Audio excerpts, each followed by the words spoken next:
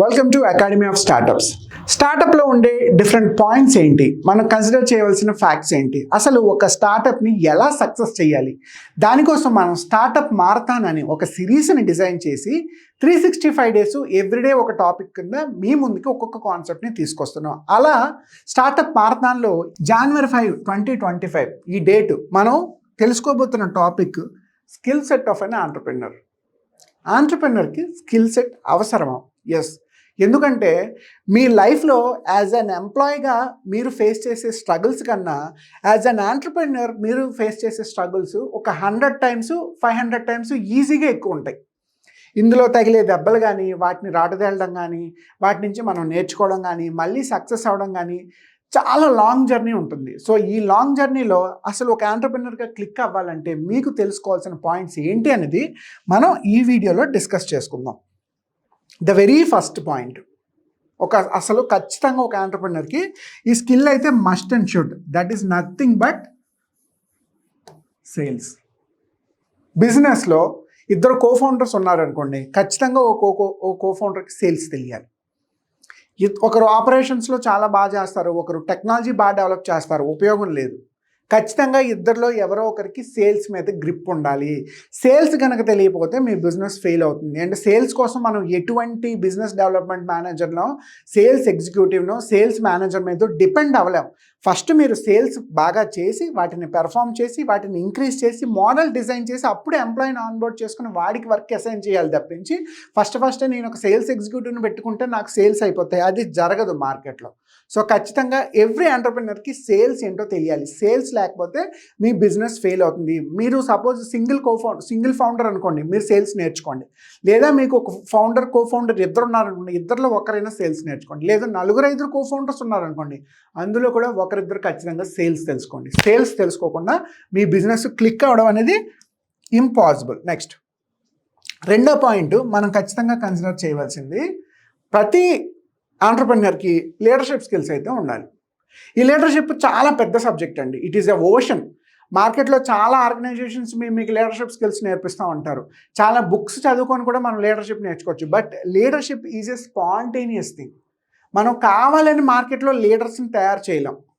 By birth, by inbuilt leadership qualities కొంతమందికి వస్తాయి. By practice మనం కొంత నేర్చుకోవచ్చు. లోపల ఫైర్ లేకుండా బయట నుంచి మనం దాన్ని పాలిష్ చేయలేం. ఎందుకంటే బిజినెస్ అన్నాక చాలా కాన్ఫ్లిక్ట్ సిచ్యువేషన్స్ వస్తాయి. ఒక్కొక్కసారి టీం సరిగ్గా పెర్ఫామ్ చేయరు, ఒక్కొక్కసారి క్లయింట్స్ నుంచి మనకి కొత్త ఛాలెంజెస్ వస్తూ ఉంటాయి, పొలిటికల్ ఇష్యూస్ వస్తూ ఉంటాయి, సోషల్ ఇష్యూస్ వస్తూ ఉంటాయి, మనకి తెలియకుండానే ఏ హుదుహుదో లేదంటే లాక్డౌన్ లాంటి కొత్త సిచ్యువేషన్స్ కూడా వస్తాయి. అలాంటప్పుడు as a company co-founder, as a company founder, as N entrepreneur మీరు మీ టీంతో ఎలా పెర్ఫామ్ చేయించుకున్నారు, మీ క్లయింట్స్తో ఎలా బిహేవ్ చేశారు, కన్సిడరేషన్స్ని ఎలా వ్యాలిడేట్ చేస్తున్నారు, ఇవన్నీ కూడా ఖచ్చితంగా ఇంపార్టెంట్.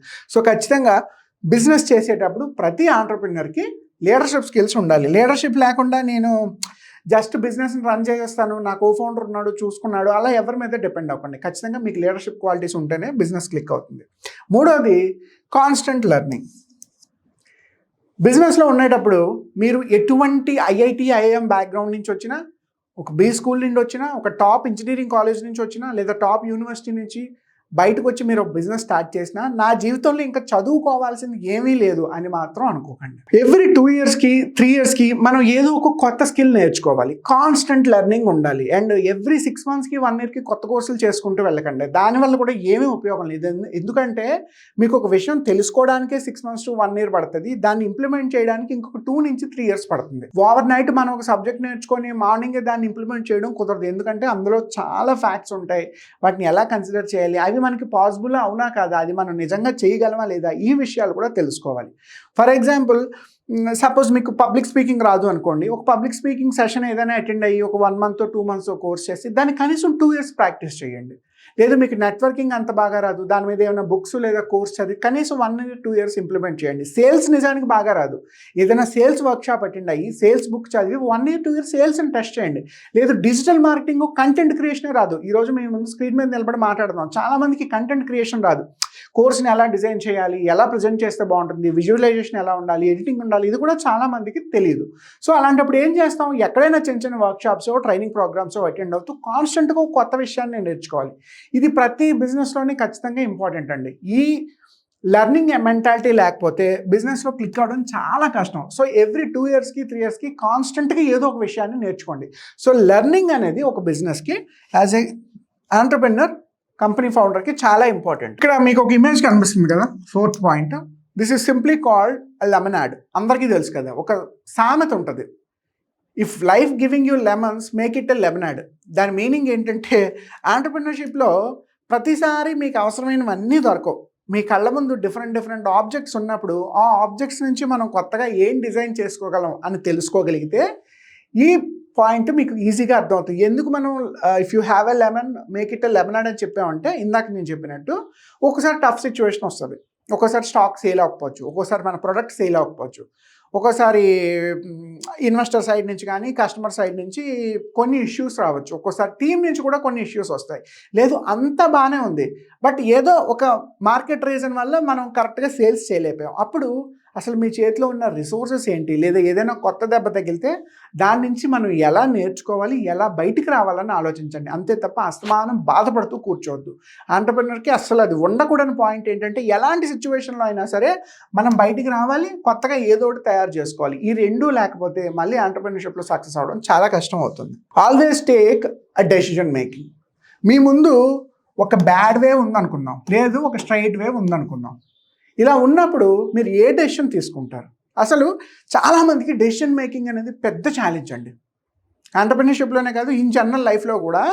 ఒక హోటల్కి వెళ్ళి, రెస్టారెంట్కి వెళ్ళి ఏ ఫుడ్ ఆర్డర్ ఇవ్వాలి, ఒకటి ఆర్డర్ పెట్టేలోపు ఇది కాదు ఇంకోటి బాగుంటుందేమో, ఇది కాదు మూడోది బాగుంటుందేమో, ఈ మూడు నాకు తెలియట్లేదు మీరు ఏదైనా చెప్పండి. మీరు చెప్పిన తర్వాత కూడా ఇది బాగోదేమో, మళ్ళీ కొత్తగా ఏమైనా ఆర్డర్ చేద్దాం. లేదు ఒక షాపింగ్కి వెళ్ళేటప్పుడు ఈ డ్రెస్ బాగుంటుందా, ఈ డ్రెస్ బాగుంటుందా, కారు కొనుక్కునేటప్పుడు ఇది బాగుంటుందా, మొబైల్ కొనేటప్పుడు ఇది బాగుంటుందా, చాలా కన్ఫ్యూజ్ అవుతారు. బట్ ఆంటర్ప్రెన్యూర్షిప్లో అది అస్సలు పనికిరాదు. మీరు టైం డిలే చేస్తున్న కొద్దీ, మీ డెసిషన్ డిలే అవుతున్న కొద్దీ ఆ ఇంపాక్ట్ మీ బిజినెస్ మీద చాలా ఎక్కువ కనిపిస్తుంది. So always you will be a good decision maker. నిజానికి ఏదో మూవీలో చెప్పినట్టు డెసిషన్ అనేది ఈ రోజు మనకు రైట్ అనిపిస్తుంది, రేపు రాంగ్ అవ్వచ్చు. ఒక్కొక్కసారి ఈ రోజు మనం తీసుకున్న రాంగ్ డెసిషన్స్ రేపటికి రైట్ కూడా అవుతాయి. అది మనం కన్సిడర్ చేయలేం. బట్ ఆ రోజుకున్న సిచ్యువేషన్ బట్టి, ఆ రోజు మనకున్న మైండ్ సెట్ని బట్టి, మనకున్న అనాలిసిస్ని బట్టి బ్లైండ్గా డెసిషన్ తీసుకోకుండా, మరీ నోటుకు వచ్చిన డెసిషన్ తీసుకోకుండా, కోపంతోనో ఈగోతోనో డెసిషన్స్ తీసుకోకుండా, కొంచెం ఆలోచించి ఏదో ఒక డెసిషన్ అయితే ఖచ్చితంగా తీసుకోవాలి. తీసుకున్న దానికి మనం రెస్పాన్సిబిలిటీ తీసుకోవాలి. అట్ ద సేమ్ టైం అందులో వచ్చే సిచ్యువేషన్స్ని మళ్ళీ మనం సాల్వ్ చేయగలగాలి. సో ఆంటర్ప్రెన్యూర్షిప్లో డెసిషన్ మేకింగ్ అనేది చాలా ఇంపార్టెంట్. ఈ డెసిషన్ మేకింగ్ లేకపోతే మనం బిజినెస్ చేయడం చాలా కష్టం అవుతుంది. And be an effective communicator. చూడండి, ఒక ఇమేజ్, ఒక లీడరు ఒక పొలిటికల్ స్పీచో లేదంటే లీడర్షిప్ స్పీచో స్టేజ్ మీద నిలబడి మాట్లాడేటప్పుడు ఏది పడితే అది మాట్లాడితే ఎదుటి వాళ్ళకి అర్థం అవుతుందా? దానికి ఒక ఫార్మాట్ ఉంటుంది, చెప్పే విధానం ఉంటుంది, స్టోరీ టెల్లింగో, నెరేషనో, లేదంటే ఎఫెక్టివ్ వర్డ్స్ని యూస్ చేయడం, ఎఫెక్టివ్ అనాలజీస్ని యూస్ చేయడం, ఏదో ఒక ఎగ్జాంపుల్ ఉంటుంది. కమ్యూనికేషన్ అనేది ఎప్పుడు కూడా ఎఫెక్టివ్గా ఉండాలి. Especially as an entrepreneur, you should be a effective speaker or effective communicator, not a regular communicator also. Just ఇంగ్లీష్లో గంటసేపు అనర్గళంగా మాట్లాడేస్తే ఉపయోగం లేదు. అందులో ఎఫెక్టివ్ వర్డ్స్ ఎలా ఉన్నాయి అంటే, మీరు మాట్లాడే ప్రతి మాట కూడా ఎదుటి వాళ్ళకి ఒక థాట్ ప్రాసెస్ని కలిగించాలి. ఏదో ఫర్ ద సేక్ మాట్లాడకూడదు, ఏదో స్టేజ్ మీద నిలబడడం, మైక్ ఇచ్చారు లేదా కెమెరా ముందు నిలబడడం, ఏదో మాట్లాడమన్నారు అన్నట్టయితే మీ మాటలు ఉండకూడదు. ఖచ్చితంగా ఎదుటి వాళ్ళకి ఎఫెక్టివ్గా ఉండే విధంగా, అంటే అర్థం అవ్వాలి, తెలియాలి, ఆలోచించాలి, దాని నుంచి వాళ్ళ డెసిషన్స్ కూడా మారాలి. అలా ఒక ఎఫెక్టివ్ కమ్యూనికేషన్ అనేది ఆంటర్ప్రెన్యూర్షిప్లో ఖచ్చితంగా ఉండాల్సిన పాయింట్. టైం మేనేజ్మెంట్, ఇది ఇండియాలో చాలామంది ఫాలో అవ్వని ప్రొసీజర్. ఫాలో అయితే మంచి విషయమే, ఫాలో అవ్వని ప్రొసీజర్. దీనికి ఒక బెస్ట్ ఎగ్జాంపుల్, సపోజు హైదరాబాద్లో ఒక లొకేషన్ నుంచి ఇంకొక లొకేషన్కి వెళ్ళడానికి గంటన్నర ట్రాఫిక్ టైం పడుతుంది అనుకుందాం. మనం ఒక టైంకి 10 o'clock రీచ్ అవ్వాలి అంటే ఈ టైం వ్యాలిడిటీ ఎంతో చూసుకొని ఒక 2 hours ముందు 3 hours ముందు స్టార్ట్ అవ్వాలి. కానీ మనం 9:30కి స్టార్ట్ అయితే 10 o'clock మనం అనుకున్న ప్లేస్కి వెళ్ళాం. ఇది బెంగళూరు, ముంబై, ఢిల్లీ లాంటి సిటీస్లో అయితే ఇంకా చెప్పక్కర్లా. ఎందుకు ఎగ్జాంపుల్ చెప్పానంటే, ఎప్పుడైతే మీ టైంని మీరు కరెక్ట్గా మేనేజ్ చేయలేకపోతారో ఎదుటి వాళ్ళ దృష్టిలో చాలా తక్కువగా కనిపిస్తారు. ఎందుకంటే ఆ ఫ్రాక్షన్ ఆఫ్ 1 minute, 5 minutes, 10 minutesలో పోయిన డీల్స్ చాలా ఉంటాయి చాలామందికి. వెళ్ళిన తర్వాత డీల్ వస్తుందా రాదా అనేది రెండో పాయింట్. ఫస్ట్, మీరు ఆన్ టైంలో ఉన్నారా? ఒక ట్రైనింగ్ ప్రోగ్రామ్కి వెళ్తున్నారు, ఆన్ టైంకి వెళ్తున్నారా? ఫ్లైట్కి వెళ్ళేటప్పుడు మీకు నచ్చిన టైంకి వెళ్తారా, ముందే వెళ్ళి కూర్చుంటారా? సినిమాకి వెళ్ళేటప్పుడు ముందే వెళ్ళి కూర్చుంటారా, మీకు నచ్చిన తర్వాత, లేదంటే క్లైమాక్స్ అయిపోయాకో ఇంటర్వెల్ అయిపోయాకో వచ్చి కూర్చోరు కదా. ఎందుకు? మొదటి నుంచి క్లియర్గా చూడాలనుకుంటారు. అదే ఎనర్జీని బిజినెస్లో కూడా పెట్టండి. క్లయింట్ 10 o'clock వస్తానంటే మీరు 9:50కో 9:45కో ఆ ప్లేస్లో వెయిట్ చేయండి, పర్వాలేదు, వచ్చిన నష్టం ఏమీ లేదు.